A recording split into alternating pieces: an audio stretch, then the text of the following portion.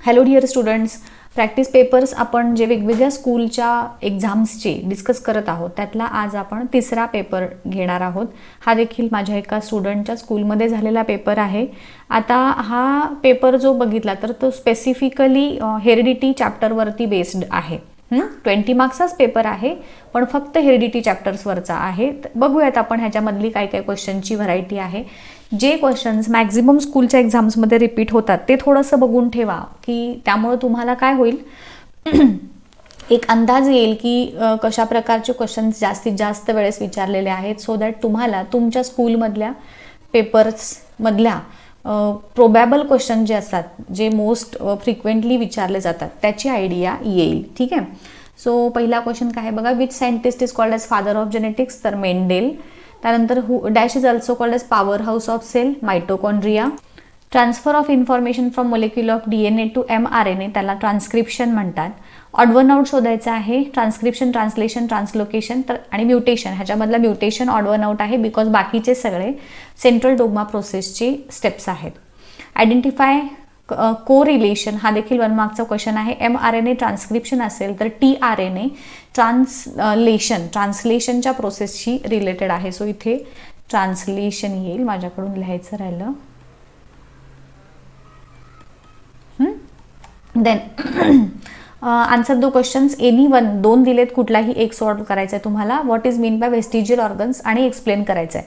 आता असं बघायला गेलं तर वेस्टिजियल ऑर्गन्सवरती खूप माहिती आपल्याला लिहिता येईल, परंतु इथे फक्त 2 मार्कांसाठी लिहायचं आहे. सो आपल्याला एकूण 4 ते 5 मुद्द्यांच्या मध्ये सांगायचं आहे. मग सगळ्यात आधी आपली त्याची डेफिनिशन येईल. बघा स्टुडंट्स, हा पार्ट, ही जी स्किल मी तुम्हाला जी नेहमी सांगत असते की मार्क म्हणजे त्याचं जेवढं वेटेज आहे त्याच्याप्रमाणे तुमच्या आन्सरची लेंथ तुम्हाला कमी किंवा जास्त करता आली पाहिजे. तर वेस्टिजियल ऑर्गन्सबद्दलची जी इन्फॉर्मेशन आहे मी ते एकदम शॉर्टमध्ये मांडण्याचा प्रयत्न केला. हेच सपोज तुम्हाला 3 मार्कांसाठी 5 मार्कांसाठी विचारलं असतं तर मग इथे तुम्ही ह्या प्रत्येक वेस्टिजियल ऑर्गन्सचा यूज काय होतो अदर ऑर्गॅनिझम्सना ते सांगायचं, आणि अजूनही बरेचसे वेस्टिजियल ऑर्गन्स ह्याच्यात तुम्हाला ॲड करता येऊ शकतात. पण इथे फक्त 2 मार्कांसाठी आहे, त्यामुळे मी ह्यांची फक्त नावं मेन्शन केलीत. ह्यांचं फंक्शन किंवा अदर ॲनिमल्समध्ये त्याचा काय यूज आहे हे काही मी इथं सांगितलेलं नाही. हे मी शॉर्ट केलं आहे. 3 मार्कांसाठी 5 मार्कांसाठी आलं तर तुम्ही त्याला इलॅबरेट करणार आहात. ठीक आहे. त्यानंतर द ऑर्गॅनिझम्स, जे ऑर्गन्स आहेत इव्हॉल्युशनच्या प्रोसेसमध्ये चेंज होतात, त्यांच्यामध्ये डिजनरेशन होतं आणि व्हॅनिश होतात काही कालांतरानं. हे नॉन फंक्शनल असतात, काही ऑर्गॅनिझम्समध्ये फंक्शनल असतात अदर ऑर्गॅनिझम्समध्ये. एवढीच इन्फॉर्मेशन तुम्ही ह्याची लिहिली तरी सफिशियंट आहे. त्यानंतर त्याला दुसरा क्वेश्चन होता शॉर्ट नोट ऑन लॅमार्किझम. याच्यामध्ये पण हे एवढे मेन पॉईंट्स की theory of inheritance of acquired character, use and disuse of organs. तर हे जे मॉर्फॉलॉजिकल चेंजेस होतात लिव्हिंग ऑर्गॅनिझम्स, हे इव्हॉल्युशनसाठी रिस्पॉन्सिबल असतात. हे कशामुळं होतात किंवा ह्या मॉर्फॉलॉजिकल चेंजेस होण्यामागचं रिझन काय आहे तर लेझिनेस ऑर ॲक्टिव्हिटीज. आणि मग हे जे चेंजेस आहेत ते नवीन पुढच्या जनरेशनकडे पास केले जातात. हे ते ट्रान्सफर ॲक्वायर्ड कॅरेक्टर पाहिजे. ठीक आहे. एक्झाम्पल्स काय काय आहेत. Long neck of giraffe, wings of ostrich. इथे तुम्ही एक जरी एक्झाम्पल लिहिलं तरी सुद्धा चालू शकतंय. मी 2 सांगितलेले आहेत, दोन्ही लिहिलेत बेटर राहील. आणि त्याचं ऑब्जेक्शन की हे जे मॉडिफिकेशन्स आहेत ते नेहमीच नेक्स्ट जनरेशनकडे ट्रान्सफर होत नाहीत, एवढं लिहिलं तरी तुम्हाला मोर दॅन सफिशियंट आहे. त्यानंतर draw DNA structure and explain it. 2 मार्कांसाठी आहे. अगेन हा DNAचं स्ट्रक्चर आपण 9th मध्ये शिकलोय आणि आपल्याला कॅन यू रिकॉलमध्ये वगैरे हा प्रश्न आहे बघा. आणि असे प्रश्न तुम्हाला बोर्ड एक्झाममध्ये पण विचारले जातात. सो ह्या प्रश्नांच्याकडे अजिबातच दुर्लक्ष करायचं नाही. DNAचं स्ट्रक्चर हे वॅटसन अँड क्रिकने सांगितलेलं आहे. आता 2 मार्कांसाठी आहे त्यामुळे जेवढं जमेल तेवढं मी शॉर्ट केलं इथे. 3 आणि 5 मार्कांसाठी देखील हा DNAचं स्ट्रक्चर अलॉंग विथ डायग्राम तुम्हाला विचारलं जातं. तर तिथे मात्र मग हे पॉईंट्स तुम्ही एक्सप्लेन करायचे, अजूनही इलॅबरेट करायचे. न्यूक्लिओटाइड्सचं स्ट्रक्चर काय आहे, मग ते लॅडर लाईक स्ट्रक्चर कसं फॉर्म होतात, प्युरिन्स पायरिमिडिनच्या जोड्या कशा होतात, हे सगळं 5 मार्कांसाठी थोडंसं इलॅबरेट करून तुम्हाला सांगावं लागेल. मग हे ॲडेनिन ATGCच्या पेअर ज्या तयार होतात, हे नायट्रोजन बेसेस, ही सगळी इन्फॉर्मेशन आणि ही जी डायग्राम आहे ही आपल्याला सांगायची आहे. डायग्राम काढायची सोपी आहे, मी तुम्हाला शिकवलेली आहे DNAची डायग्राम कशी ड्रॉ करायची. त्यानंतर क्वेश्चन नंबर 3 6 मार्कांचा आहे. एनी 3 तुम्हाला सॉल्व्ह करायचे आहेत. शॉर्ट नोट ऑन RNA आणि त्याचे टाईप्स सांगायचे आहेत. मग न्यूक्लियोटाईड जो smallest unit of RNA molecule जो आहे, जसा DNA मध्ये न्यूक्लियोटाईड असतो तसाच RNA मध्ये पण न्यूक्लियोटाईड असतो. आणि RNA मध्ये जे न्यूक्लियोटाईड असतो त्याच्यामध्ये जे नायट्रोजन बेसेस आहेत ते त्याच्यात युरॅसिल असतो. थायमिनच्या ऐवजी फक्त युरॅसिल, बाकी नायट्रोजन बेसेस RNA सारखेच असतात. आणि मग RNAचे 3 टाईप्स जे आहेत, rRNA, मेसेंजर RNA आणि ट्रान्सफर RNA, हे तुम्हाला इथं सांगायचे आहेत. आणि त्यांची डायग्राम हे एकदम सोपी आहे. त्याच्यानंतर define heredity and explain benefits of heredity, हा देखील प्रश्न महत्त्वाचा आहे बघा. आपल्याला बरेचदा लक्षात येत नाही, असा आपण इग्नोर करतो, पण हा देखील प्रश्न विचारला जातो. किती मार्कांसाठी आहे? 2 मार्कांसाठीच आहे हा. याच्यामध्ये हेरिडिटीची डेफिनिशन लिहिली आणि युजेस, की हेरिडिटरी डिसऑर्डर्स डायग्नोज करण्यासाठी, त्यांची ट्रीटमेंट करण्यासाठी, त्यांना प्रिव्हेंट करण्यासाठी, हायब्रिड व्हरायटीज डेव्हलप करण्यासाठी आणि मायक्रोबियल इंडस्ट्रियल ज्या प्रोसेसेस आहेत त्यांच्यामध्ये मायक्रोबियल यूजसाठी देखील आपल्याला ह्या हेरिडिटीचा स्टडी करावा लागतो.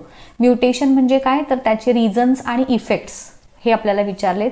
सडन चेंज लिव्हिंग ऑर्गॅनिझम्सच्या जेनेटिक मटेरियलमध्ये जे होतात त्यांना म्युटेशन म्हणायचं. त्याचे रिझन्स आहेत रेडिएशन्स, केमिकल्स, इन्फेक्शियस एजंट्स आणि नॅचरल फॅक्टर्स. नॅचरल फॅक्टर्स म्हणजे नॅचरली जे जीनच्या सिक्वेन्समध्ये चेंज होतो ते येतात अंडर नॅचरल फॅक्टर्स. आणि मग त्यांचे इफेक्ट्स काय होतात, तर वेगवेगळे जेनेटिक डिसऑर्डर्स आपल्यात होतात, नवीन कॅरेक्टर्स डेव्हलप होतात आणि एक्स्ट्रा बॉडी पार्ट्स डेव्हलप होतील. हे त्याचे इफेक्ट्स झाले.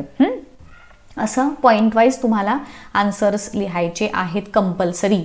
त्यानंतर येतो define evolution, right a short note on theory of evolution. ह्याच्यामध्ये पण मी खूप शॉर्टमध्ये लिहिलं आहे, 2 मार्कांसाठीच आहे हा प्रश्न. त्यामुळे इव्हॉल्युशनची डेफिनिशन, की gradual changes occurring in living organisms over a long duration, त्याला म्हणतात इव्हॉल्युशन.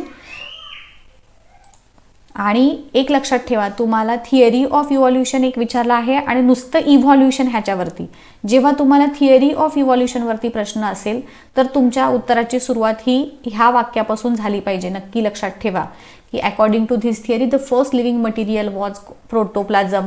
मग जो ओशनमध्ये फॉर्म झाला, मग त्यांच्यापासून युनिसेल्युलर ऑर्गॅनिझम्स डेव्हलप झाले, मग त्यांच्यामध्ये पुन्हा चेंज होत गेले आणि मग त्यांच्यामध्ये युनिसेल्युलर ऑर्गॅनिझम्सपासून मल्टीसेल्युलर ऑर्गॅनिझम्स तयार झाले. मग त्यांच्यामध्ये मल्टी डायमेन्शनल चेंज होत गेले आणि large varieties of plants and animals form झाले. हे सगळे पॉईंट्स तुम्ही ह्याच्यात मेन्शन करायचे आहेत थिअरीमध्ये. आणि इव्हॉल्युशनच्या प्रोसेसमध्ये मग ते अर्थची डेव्हलपमेंट कधी झाली, 3.5 billion years ago life exist झाली, मग ते त्यांच्यामध्ये कसे चेंज होत गेले हे इव्हॉल्युशनमध्ये सांगायचं आहे. आणि थिअरी ऑफ इव्हॉल्युशनमध्ये हे पॉईंट्स नक्की लक्षात ठेवा. त्यानंतर Darwin's theory of natural selection, ह्याला आपण theory of origin of species म्हणतो, त्याला डार्विनिझम असं पण नाव आहे. आणि मग ह्याच्यामध्ये एकदम शॉर्टमध्ये मी हे प्रिन्सिपल सांगितलेत. ओव्हर प्रोडक्शन, ज्याच्यामध्ये प्रत्येक लिव्हिंग ऑर्गॅनिझममध्ये एक हाय पोटेन्शियल असतं रिप्रोडक्शन करण्यासाठी, पण तरीसुद्धा त्यांचा नंबर हा कॉन्स्टंट राहतो. जे जन्माला आले त्यांच्यामध्ये स्ट्रगल फॉर एक्झिस्टंट होतं, ज्याला कॉम्पिटिशन म्हणतो. कॉम्पिटिशन फॉर फूड, स्पेस ह्यासाठी होणारी जी कॉम्पिटिशन आहे त्याला म्हणतात स्ट्रगल फॉर एक्झिस्टन्स. त्यानंतर व्हेरिएशन अँड हेरिडिटी, लिव्हिंग ऑर्गॅनिझम्समध्ये ह्या स्ट्रगल फॉर एक्झिस्टन्समधून जे काही नवीन कॅरेक्टर डेव्हलप होतात त्याला म्हटलं आपण व्हेरिएशन अँड हेरिडिटी, जे नेक्स्ट जनरेशनकडे पास होतात. त्यांच्यातून जे फिटेस्ट ऑर्गॅनिझम्स आहेत, ज्यांच्यामध्ये बेनिफिशियल किंवा फेवरेबल व्हेरिएशन्स आहेत, ते सर्वाईव्ह होतात. आणि हे नेचर सिलेक्ट करतो ह्या फिट ऑर्गॅनिझम्सना, म्हणून ह्याला नॅचरल सिलेक्शन म्हटलंय. त्यानंतर ओरिजिन ऑफ स्पेसीज, मग नॅचरल सिलेक्शनच्या थ्रू जे फिट ॲनिमल्स आहेत त्यांचं सिलेक्शन झाल्यानंतर त्यांच्यापासून हळूहळू कालांतराने नवीन स्पेसीज ह्या फॉर्म होतात. ह्याला ऑब्जेक्शन्स काय आहेत, तर नॅचरल सिलेक्शन हे फक्त एकमेव फॅक्टर नाही आहे इव्हॉल्युशनसाठी. त्यानंतर inheritance of useful and useless modification, काही जसं की व्हेस्टिजियल ऑर्गन्स आहेत हे युजलेस आहेत, पण तरीसुद्धा मग ते का नेक्स्ट जनरेशनकडे पास होतात ह्याच्याबद्दल काही एक्सप्लेनेशन ह्या थिअरीमध्ये दिलेलं नाही. आणि फास्ट चेंजेस किंवा स्लो चेंजेस ह्यांच्याबद्दलही एक्सप्लेनेशन या थिअरीमध्ये दिलेलं नाही. एनीवन, आता 5 मार्कांचा प्रश्न आहे. सेंट्रल डोग्मा प्रोसेस, तुम्हाला 3 स्टेप्स ज्या आहेत त्या डिटेल सांगायच्या आहेत. ट्रान्स्क्रिप्शन, ट्रान्सलेशन, ट्रान्सलोकेशन, ह्या 3 स्टेप्स तुम्हाला मी ऑलरेडी शिकवलेल्या आहेत. कसं लिहायचं हे पॉईंट्स 5 मार्कांसाठी तुम्हाला एवढे कंपल्सरी पॉईंट्स हे लिहावे लागणार आहेत. ह्याच्यात लक्षात ठेवा, जिथे तुम्ही शॉर्ट करायला जाल तर तुम्हाला मार्क्ससुद्धा तेवढे शॉर्टमध्येच मिळणार आहेत. ट्रान्सलेशन प्रोसेसमध्ये काय होतं, ट्रान्सलोकेशन प्रोसेसमध्ये काय होतं, हे सगळं आपल्याला डिटेल सांगायचं आहे फॉर 5 मार्क्स. आणि मग इथे 5 इव्हिडन्सेस ऑफ इव्हॉल्युशन एक्सप्लेन करायचे आहेत. आता इथे मग मॉर्फॉलॉजिकलमध्ये तुम्ही काय लिहिणार, तर सिमिलॅरिटी इन देअर स्ट्रक्चर. मग त्यात काय काय आहे, तर प्रत्येक ॲनिमल्सना हे स्ट्रक्चर सेम असतात.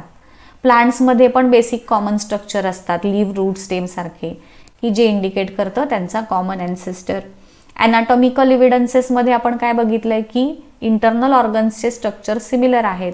ह्युमनचा आर्म, विंग ऑफ बर्ड किंवा बॅट, लेग ऑफ कॅट, ह्या सगळ्यांचे इंटरनल स्ट्रक्चर सेम आहेत, परंतु दे परफॉर्म डिफरंट फंक्शन, की जे indicate their common ancestor. Vestigial organs आपण आत्ताच बघितलेले होते.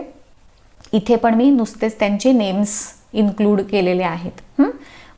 फक्त वेस्टिजियल ऑर्गन्सवरती जर विचारलं तर मग अगेन तुम्ही ह्याच्यामध्ये एक एक लाईन लिहून त्याचे फंक्शन्स किंवा त्याच्याबद्दलची जी माहिती आहे ती सांगू शकता. पॅलिओन्टॉलॉजिकल इव्हिडन्सेस म्हणजेच जे आपले फॉसिल्स आहेत त्याची इन्फॉर्मेशन, ह्याच्यामध्ये फॉसिल्स कसे फॉर्म होतात हे तुम्ही सांगितलं. कार्बन डेटिंग मेथड मी शॉर्टमध्ये 1-2 लाईनमध्ये सांगितली आहे. आणि ते जे आहेत की पॅलिओझोईक एरा, मेसोझोईक एरा, हे जी इन्फॉर्मेशन होते, आणि सिनोझोईक एरा, त्याच्यामध्ये कोणते कोणते ॲनिमल्स आढळतात हे आपल्याला सांगितलं आहे. एकदम मी शॉर्टमध्ये अगदी एका ह्याच्यामध्ये 2-3 लाईन्समध्येच हा पार्ट मी कव्हर केलेला आहे बघा. तर हे देखील तुमच्या 5 मार्कांच्या क्वेश्चनच्या आन्सरमध्ये लिहायचं. कनेक्टिंग लिंक, आता मी इथं फक्त नेम्स लिहिलीत बघा. इथं मला सगळं तर मेन्शन करायचं आहे, पण मग मी इथे ॲनेलिडा आर्थ्रोपोडाचे कॅरेक्टर्स नाही लिहित बसले. फक्त मी इथं मेन्शन केलं की पेरिपॅटस हा ह्या दोघांच्या मधला कनेक्टिंग लिंक आहे. पण फक्त तुम्हाला कनेक्टिंग लिंकबद्दल जेव्हा विचारलं जाईल मग तिथे तुम्ही ह्यांच्यामध्ये असणारे कॅरेक्टर्स पण सांगायचे. आणि एम्ब्रिओलॉजी हा काय आहे, तर त्या सगळ्या लिव्हिंग ऑर्गॅनिझम जे आहेत आपले कॉर्डेट्स, त्यांचे इनिशियल स्टेजेसमधले जर स्ट्रक्चर्स किंवा फीचर्स बघितले तर त्या सगळ्यांच्या थ्रू आपल्याला एक कॉमन किंवा सिमिलॅरिटीज ज्या आहेत त्या दिसून येतील, विच इंडिकेट की ते सगळे ऑर्गॅनिझम्स एका कॉमन ॲन्सेस्टरपासून डेव्हलप झालेत. हे पॉईंट वाईज तुम्हाला इथे सांगायचं आहे. सो हे झाले आपल्या क्वेश्चन्स आणि त्यांचे मॉडेल आन्सर्स मार्क वाईज कसे तुमचे चेंज झाले पाहिजेत. तर होपफुली हे तुम्हाला नक्कीच तुमच्या एक्झामसाठी युजफुल ठरणार आहेत. इथेच थांबते. नेक्स्ट व्हिडिओमध्ये असाच एक question paper along with answer आपण डिस्कस करूया. Till then good bye, thank you and all the best.